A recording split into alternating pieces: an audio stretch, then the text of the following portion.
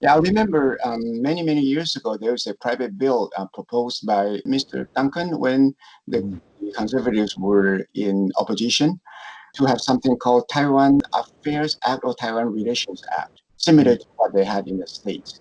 But when they became power, sometime later, I think the whole thing just stopped. Yeah.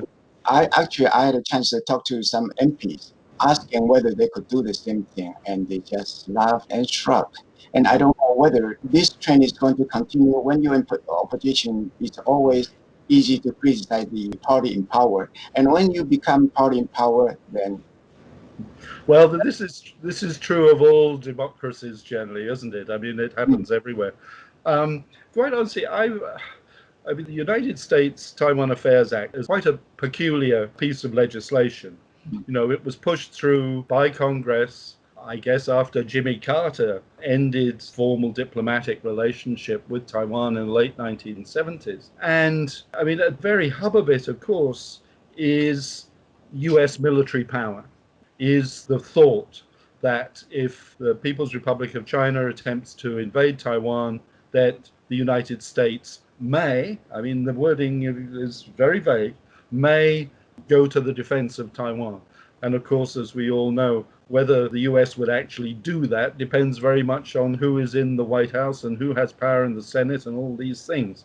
So I'm not sure that comparable law in Canada would actually serve much purpose. If Taiwan is invaded by the People's Republic of China, us sending a few frigates, and if we have them at sea at the time, which we don't always do, or one of our 2 submarines, or if they are functional, a regiment or so of Princess Patricia's light infantry is not going to help very much. I think that having a strong, broad, diplomatic, people-to-people, business, academic, political relationship with Taiwan counts for much more. And, you know, we have many, many interests in common, and I think we need to build on those all the time. Thank you very much.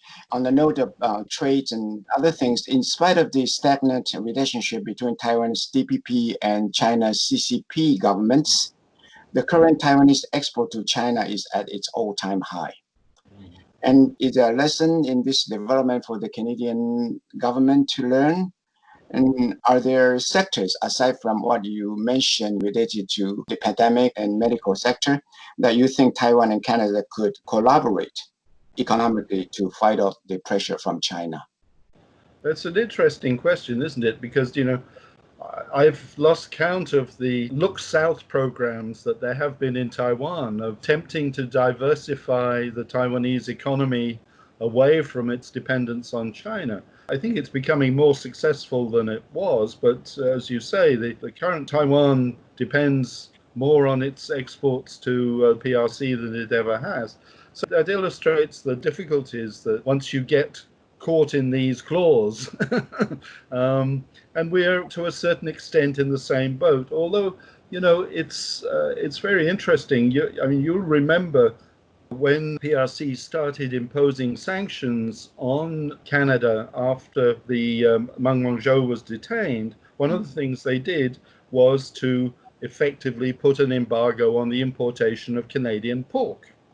And I was called by a radio station in Saskatchewan where a lot of the pork was produced and asked about this. And I did some research before the interview. And while it is true that in terms of volume, PRC is the largest market for Canadian pork, in terms of value, in terms of actual dollars, Japan is the biggest market.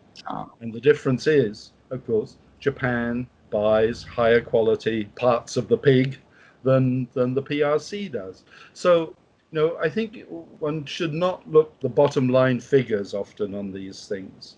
One needs to look a little more broadly at the nature of the relationship with the government. I mean, I mentioned Japan, and look, here's a very good illustration. Just imagine if the detention warrant from the United States had not been from the chief financial officer of Huawei, but say it had been from a senior officer of one of the famous Japanese companies, or indeed a South Korean company. You know, we wouldn't have had this problem. because relationship with Japan and South Korea, as with our relationship with Taiwan, is based on far more than simply trade. We share civic values, we share political values, we share regional values or regional views of regional politics, we share views on international institutions, we share views on international security. We don't share any of those with the People's Republic of China. None of them.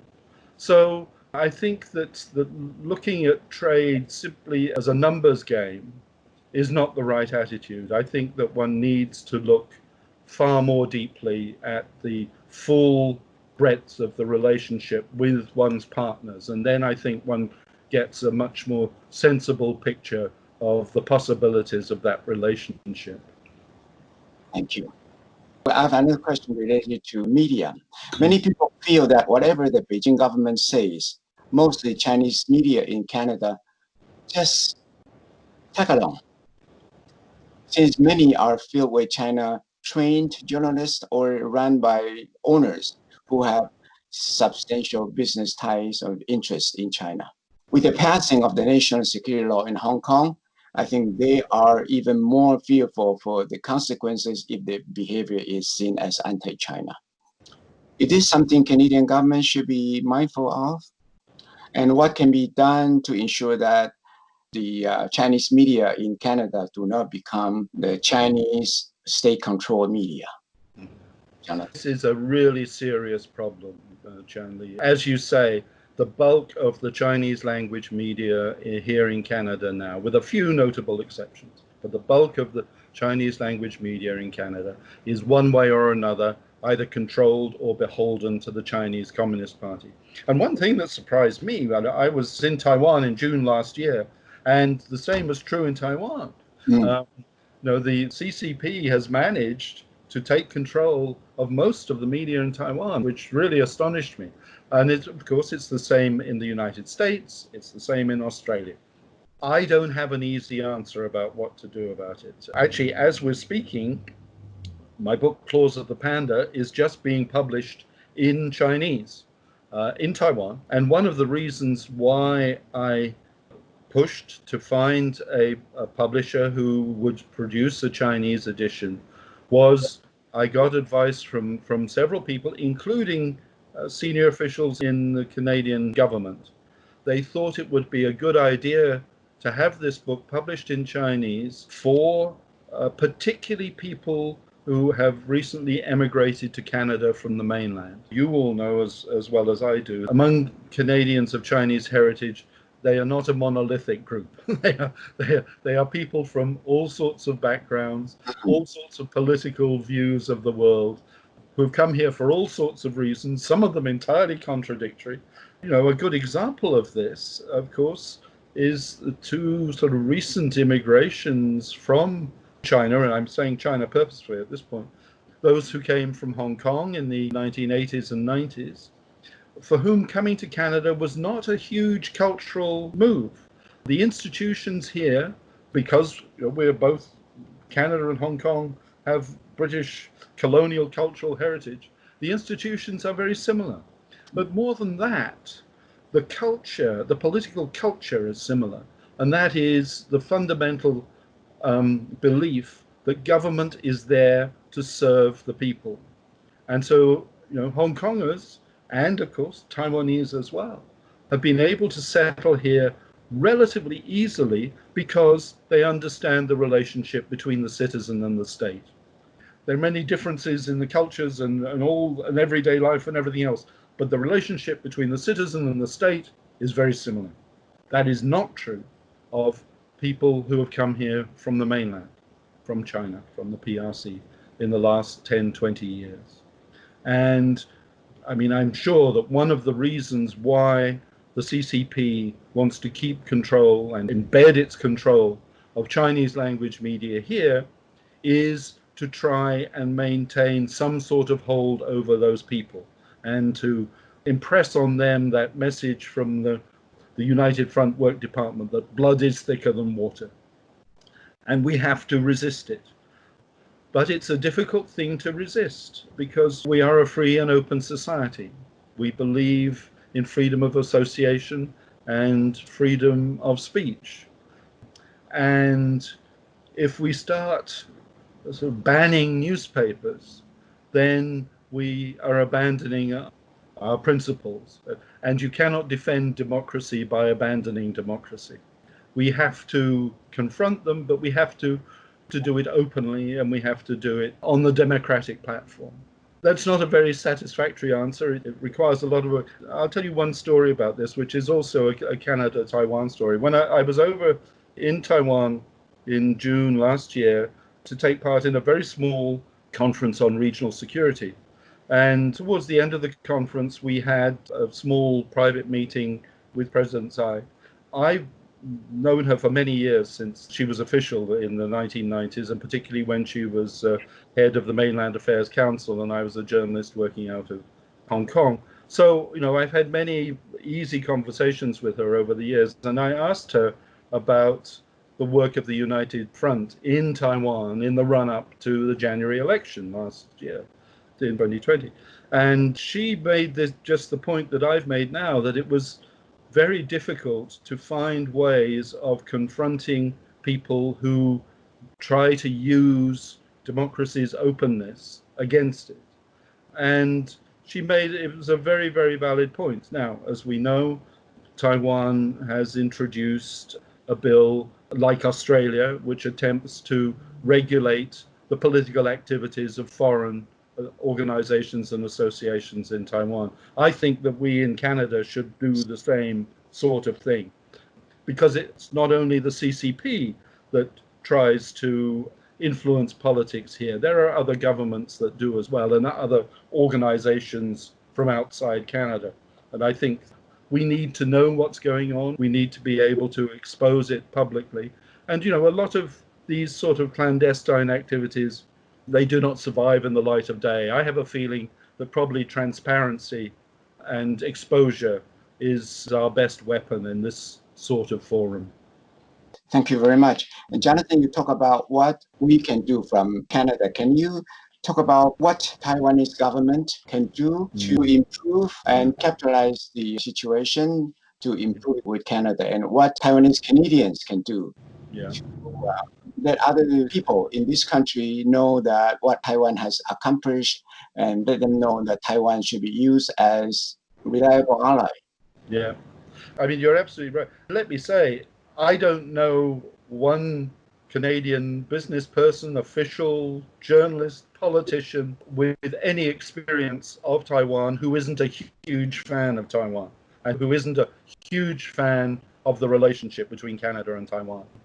But, as you said, was the strain of your first question. We're in that difficult position that PRC, because of its size, looms large, and particularly business people, I think, who have great influence on our politics here, as they do in many democracies. They cannot get their minds away from that notion that if they can only break into the Chinese market, they will make multi-billions and millions of dollars. One of the reasons I wrote my book was to try to get through to some of them. That is not going to happen if the CCP doesn't want you there. And if you have any fallings out with the CCP, any contract disputes, you're going to have your officials kidnapped or whatever. Even so, the CCP has been very careful to make sure that some influential Canadian business people and others and academics and politicians have made a lot of money and gained a lot of apparent influence, out of their relationship with Beijing. So this is a very difficult road.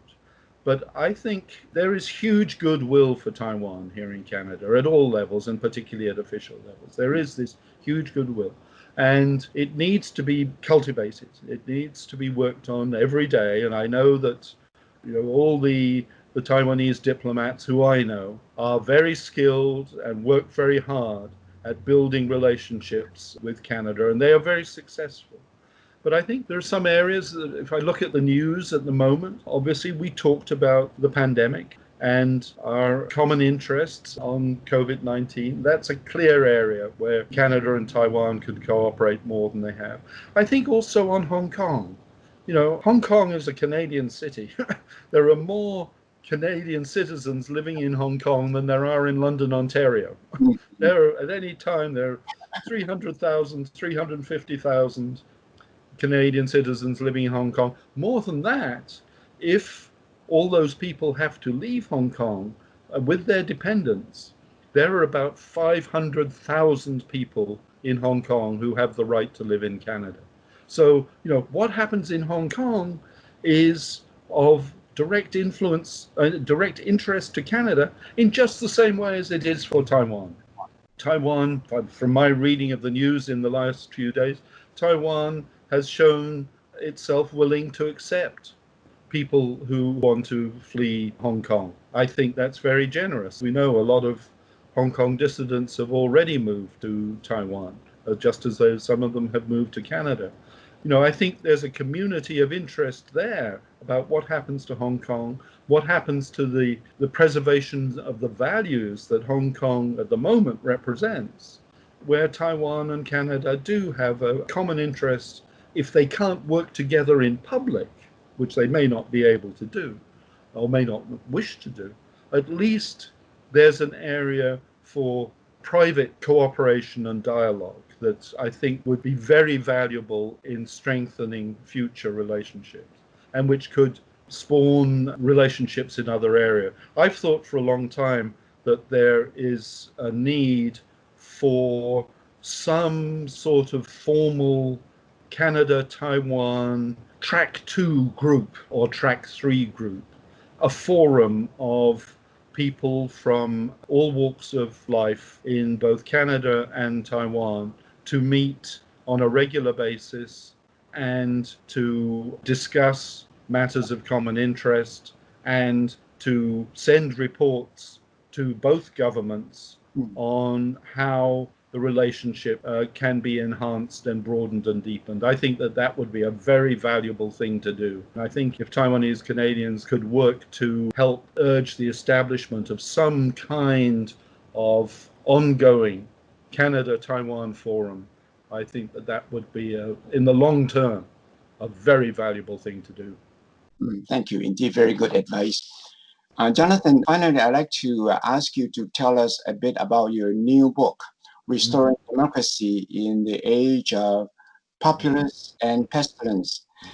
Just from the topic of the book, you seem to indicate or imply that democracy has gone astray or has evolved in a different direction than from it was originally intended.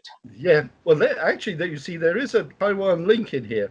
Because as I mentioned just a few minutes ago, when I was over in Taiwan in June last year and talked to President Tsai, and we were talking about the problems of defending democracy, I came back and my publisher here wanted me to write another book. And I was telling him about this conversation, and he said, there's your new book. There's your new book. How do we defend democracy? And so President Tsai has a hand in this. And I sat down and started looking at it, and it is such a huge topic. I realized that I had to sort of draw some boundaries.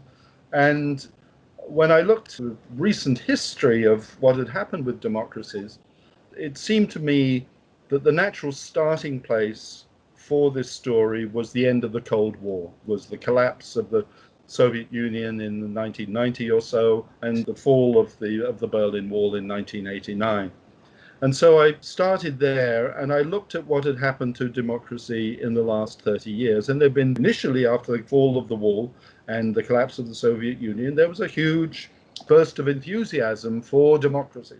The number or the percentage, the number more than doubled within a few years, and within a decade or so, the bulk of the countries around the world followed some form of democracy. But then it began to wither away. And so in the book, I've looked as closely as I can at what are the influences, what has happened to democracy, why has it withered, why are there challenges in it, why have countries, old democracies like the UK and like the US, produced populist leaders, neither of whom have a particularly strong democratic credentials. I mean, it's worse for Trump than it is for Johnson, but even so.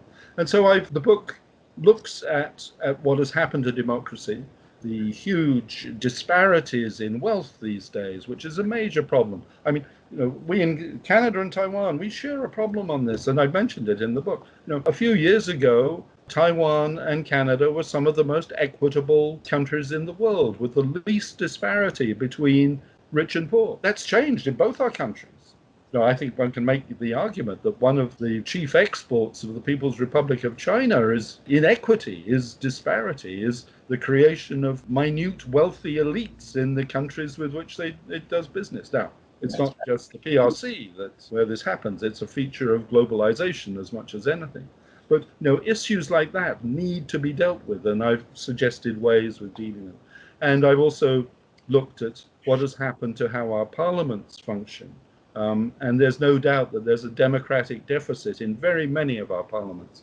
But it's a hopeful book in the end. And democracy is resilient. We know that. You know that in Taiwan as much as we know it here in Canada. Democracy is resilient. And so, unlike some of the flood of books that have come out recently predicting the end of democracy, I don't. I think that we will get through this. But I think that we have to be on our guard. We have to fight for our beliefs and for our values and for our institutions. But democracy is not dead. So that is basically the coverage of the book. Although I'm sure, given what you said at the beginning, once you've read it, you will be able to sum it up in one sentence much better than I can. Okay, thank you very much, Jonathan, for such a fascinating and insightful sharing today.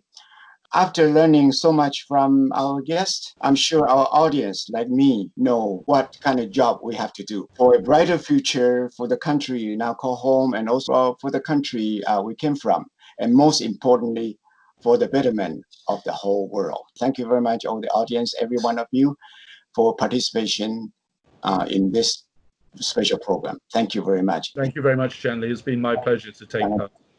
Thank you. The U.S. closing the Chinese consulate in Houston, and it's to do with the spies and intellectual property, issues and things like that. There's also a speaker that we're inviting whose expertise is in cybersecurity. And he actually mentioned in one of his talks before that Taiwan has this expertise in reading Chinese political languages that's probably better than anyone in the world, because the Taiwanese people are so integrated in the Chinese communities as well. He wants to develop a system of different ways of helping people understand messages from China. What do you think about that in the context of what's happening in the U.S.? And maybe we can put this section to the portion and to the segment that you're talking about how Taiwan can help. I think that to a significant degree, that's already going on. In my 25 years of experience with Taiwan, I've seen diplomats from not only the United States, Canada, but also many European countries recognize that Taiwan is a huge intellectual resource for understanding what's going on in the PRC and the CCP. Taiwan very sensibly does not make much noise about this. But I've been to many, many conferences on a whole host of issues in Taiwan over the years, and it's always very evident that the foreign guests attending those conferences are as much there to listen to their Taiwanese counterparts as they are to pontificate with their own ideas. So I think Taiwan does that. Most Western countries recognize the value of Taiwan as an interpreter and are using it. Probably it is more valuable if it is done quietly, the way it is being done at the moment. And I'm not sure that for Taipei to sort of put out a shop sign saying, come here to understand what's happening in Beijing, I'm not sure that would actually do anyone any good. I think the way things are working at the moment are actually very fruitful and are probably the best way to allow Taiwan to use its expertise. There's no doubt in my mind, from what I've seen, it is very, very much appreciated, and it is part of the huge respect with which Taiwan is regarded amongst its allies and amongst fellow democracies. And another follow-up on the economic question, the trade between Taiwan and China, the bulk of it is actually high-tech products from places like the Taiwan Semiconductor Manufacturing Company. Is there anything that you think that this could be something that Canada can do in terms of aligning with Taiwan on these high-tech industries to be able to help, gaining some leverage, trade talks with China? That's not really my area. I wouldn't pretend to be an expert on that. I mean, my understanding and everything that I've seen, Taiwan is a world leader in this area in a way that Canada is not anymore. I mean, it has been, and if one believes a lot of the stories, Huawei was born out of Nortel. I think that there's no doubt that Huawei does indeed owe a lot of its growth and success to IP, intellectual property it acquired from Nortel. So, Canada has not nurtured those industries here as well as they should. And I think, one of the interesting things that's going to come out of the pandemic is a reassessment by not only Canada, but many countries about what constitute industries of essential national security.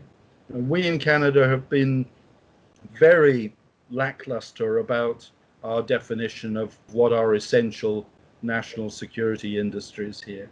And we're not the only ones. Many countries discovered, for example, that they didn't have enough personal protection equipment for their medical staff. They'd allowed that whole industry, or not all of it, but a significant proportion of it, to go to the PRC.